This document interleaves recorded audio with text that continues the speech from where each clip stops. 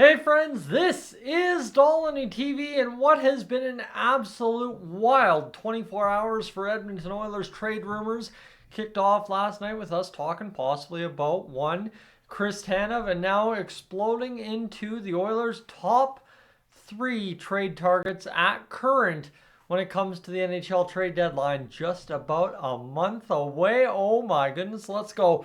Friends, what I will tell you right off the hop here is, well, consider doing this, right? Consider doing that little bit of thing. And that's really as far as I'm going to go before we get too far into this one. The trade front. Darren Dreger on Insider Trading today noting that the Oilers, whatever they want, are ready to pivot if they need to. The Oilers, obviously, as we know, we understand as Oilers fans right now, is simply three things: forward, center, defense, goaltender. Four things I can't count. Welcome to we don't want to go there. But seriously, right? For the Oilers right now, there's 2, 3, 4 needs, however you want to put it together, and the Oilers are willing to pivot, right? If a goaltender goes down, we'll go after a goaltender. If we lose a defenseman, we'll go after a defenseman. If we lose a bottom six center, we'll go after a bottom six center. If we lose a top six winger, we'll go after a top six winger. Obviously, there's things bigger than the wants and needs that will dictate what the Oilers do here if something absolutely must happen. But that is where we go to slide number 2. The wants right now for the Oilers, quite simple. A top six winger to play with Leon Draisaitl. That has been noted by almost every insider covering the Oilers over the span of the past 3 to 4 weeks.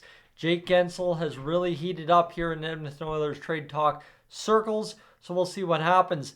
Walker and Tanev are also on the table. We've been talking about Sean Walker and Chris Tanev now for a little bit, right? Tanev last night. We haven't really talked about Walker yet, but they're names that the Oilers seem to appear interested in.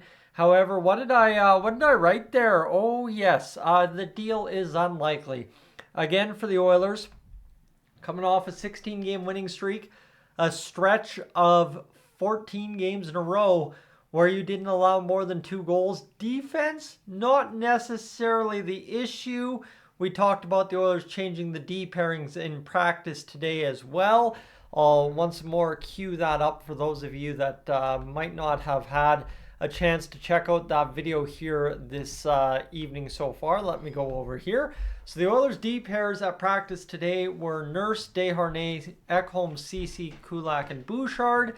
Again, to recap some of my thoughts there, for friends of the channel of the Oilers fandom that were upset with Evan Bouchard following the loss against Vegas, keep in mind the Oilers may be looking at sheltering him like they did Tyson Barrie on the third pair while allowing him to still run the first power play unit. Anyway, back to discussion and where we are at. Top six winger, we've heard names like Guentzel, we've heard names like Eberle, we've heard names now that we haven't heard before. We'll get to that in a moment. Of course, Tanev and Walker would be a defensive upgrade for the Edmonton Oilers on the right side, all fine and dandy. So when you say, Tice, give me the top targets for the Edmonton Oilers, that's what you promised me here. They're revealed for you right now. This was on Insider Trading from Pierre Lebrun, mentioning these are the top 3 targets the Oilers have in mind when it comes to a trade at current. Goaltending has become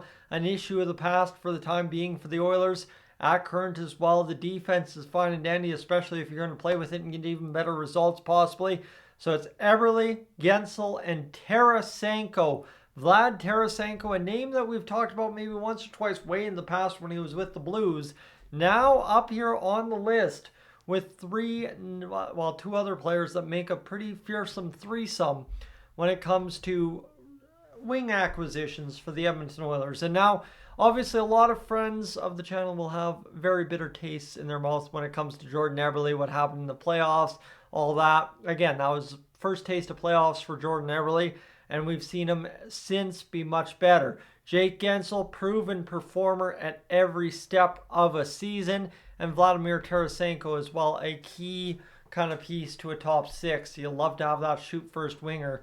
And Tarasenko, Kane, and Draisaitl certainly has a nice little ring to it as well. So when it comes down to it, if you had to give me who I'm choosing, 100% it's going to be Jake Guentzel.